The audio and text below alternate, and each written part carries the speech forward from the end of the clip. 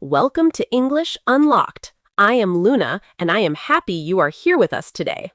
And I am Luca. This is a slow English podcast for English learners, and today we have a topic that sounds very simple but can actually feel quite confusing. Yes, today we are talking about making plans in English.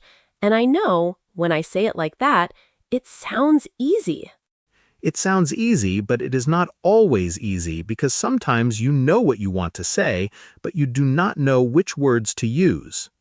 And when you do not know the words, you stay quiet, or you just say yes without really understanding the plan. Oh, I know that feeling. You smile, you nod, and then later you think, wait, what did I agree to? Yes, and then you check your phone 3 times to remember the time and place. So today, Luna and I want to help you with the small, useful phrases that make planning easier. Saying yes, asking about the time, and even canceling when you need to. And we also want to talk about the feelings around it, because making plans in English is not just about the words. Right? It is also about not wanting to sound rude or seem confused or make the other person wait too long for an answer. Have you ever felt nervous about that? About making or changing plans in English? Leave us a comment. We would love to hear from you. Okay, Luna, let us start with the moment I think many learners know very well. The invitation moment. Exactly.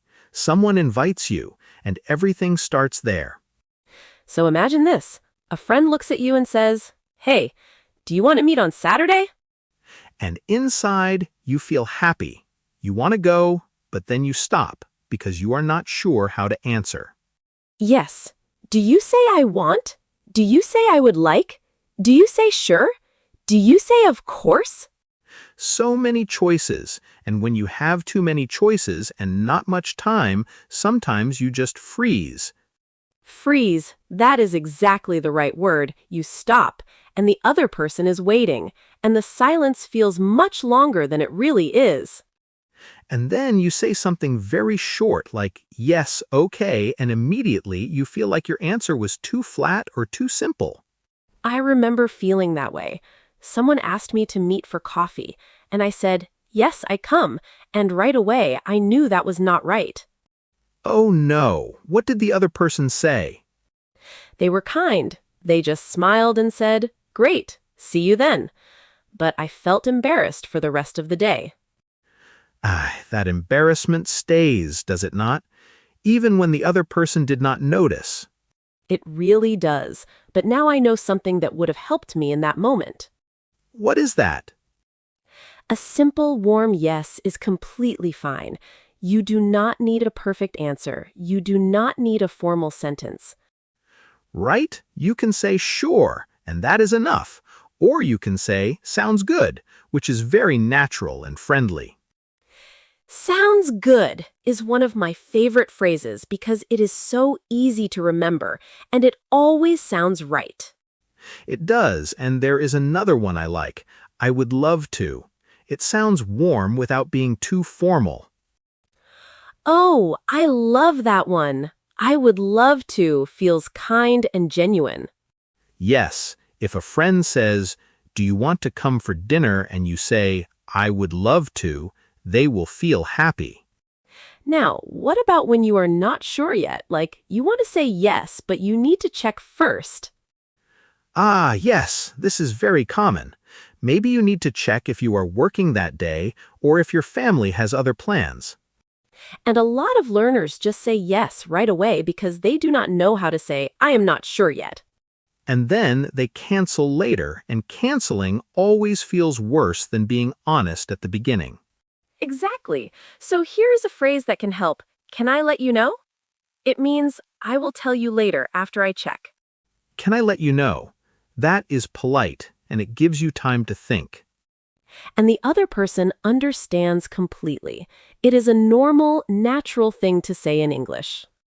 You could also say, I need to check my plans first. Can I let you know tomorrow? Yes, adding a short reason makes it feel even warmer. You are not just saying no, you are saying, "Give me a little time." And most people will say, of course, no problem. Okay, let us say you said yes. The plan is happening now. You need to talk about the details. And this is where another kind of confusion can start, because the details in English require very specific small words. Yes, at and on and in can feel very similar, but they are used differently. Right? You say on Saturday, you say at 3 o'clock, you say in the morning. On Saturday at 3 in the morning. 3 small words, 3 different jobs. And if you mix them, the other person usually still understands you, but it can feel awkward inside your head. That is so true. The confusion is usually more painful for the learner than for the other person. The other person is thinking about the plan. You are thinking about the grammar. So, what is a good way to make sure you understand the details of a plan? A question, always a question. And the best one is, what time works for you? Oh, I love that question, because then the other person gives you the time. You do not have to guess. You just listen, and then you say, okay, that works for me. That works for me. It is short, clear, and very natural. And if the time is not good for you, you can say, that does not work for me. Yes, and some learners feel nervous saying that. They think it sounds rude or cold. But that does not work for me is completely polite in English. It is honest, not rude. You are not saying, I do not want to see you. You are saying, that time is not possible for me. Exactly. And the other person can suggest a different time. You are not closing the door. Right. You are just opening a different one. Can I add one more thing here? Please. When you make plans by text message, which most people do now, you have a little more time to think. Oh, that is such a good point. You can read the message, think for a moment, and then write your answer. So if you do not know the perfect phrase immediately, you can take 10 seconds. That is completely normal. And if you do not understand something in the message, you can ask.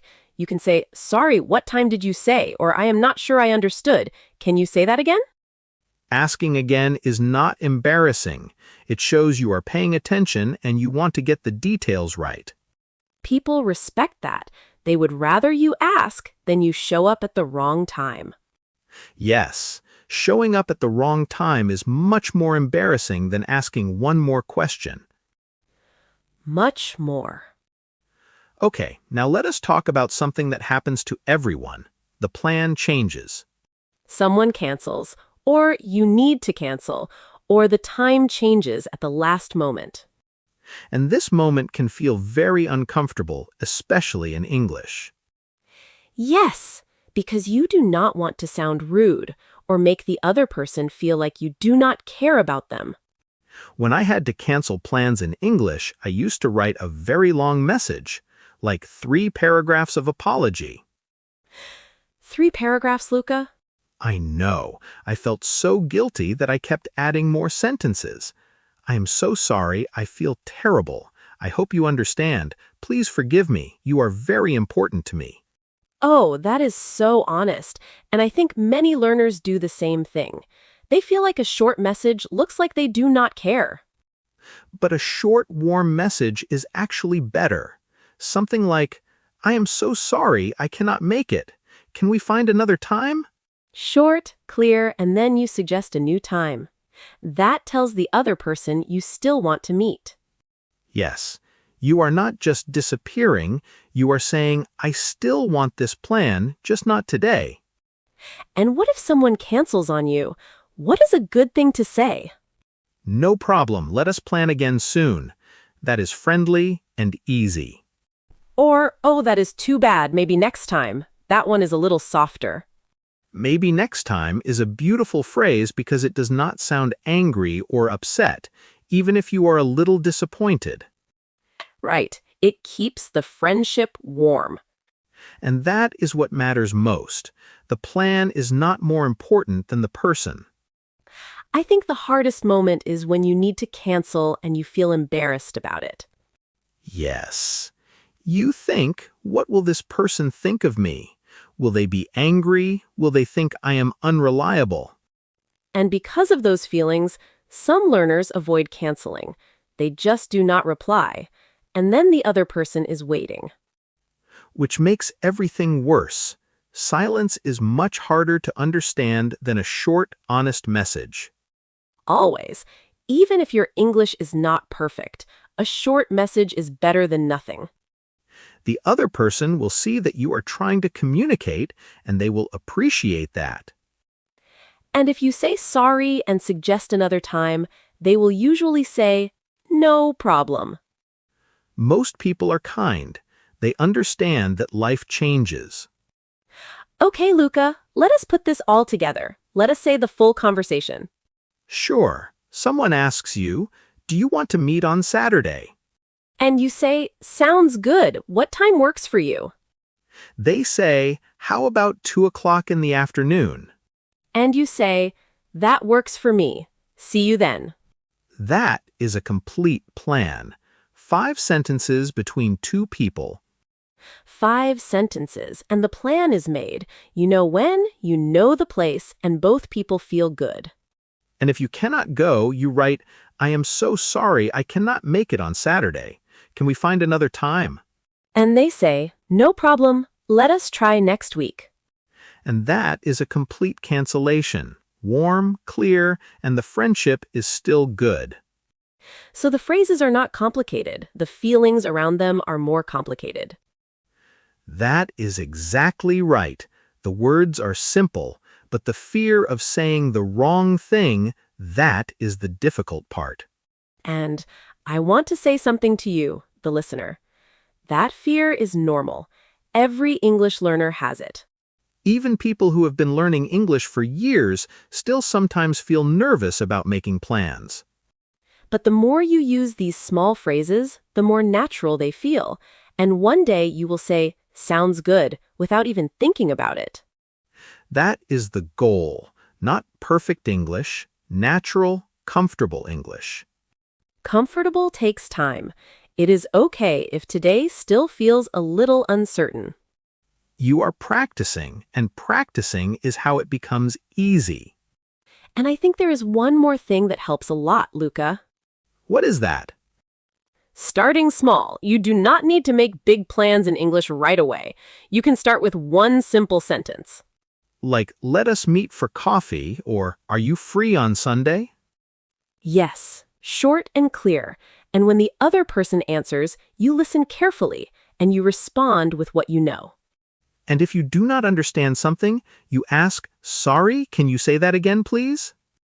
That one sentence, can you say that again, please, is one of the most useful sentences in English. It is, and people never mind when you ask. They want you to understand. So you ask, you listen, and you use the phrases. That is the whole process. Start small, use simple phrases, and do not worry if it is not perfect. Because every plan you make in English is one more step toward feeling comfortable. Before we go, one question for you. What is the hardest part of making plans in English?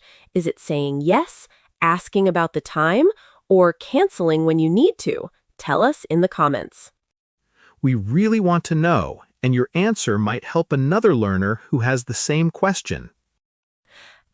Today we talked about how to say yes to a plan, how to ask about the time, and what to say when plans change. 3 situations and a few simple phrases for each one. I hope you feel a little more ready the next time someone invites you to do something in English. Even if you are not sure yet, remember, you can always say, sounds good. Can I let you know? Small phrases, big difference. Thank you so much for listening to English Unlocked today. If this episode helped you, please subscribe and share it with a friend who is also learning English. We will be back soon with another slow, warm conversation just for you. Take care. Bye.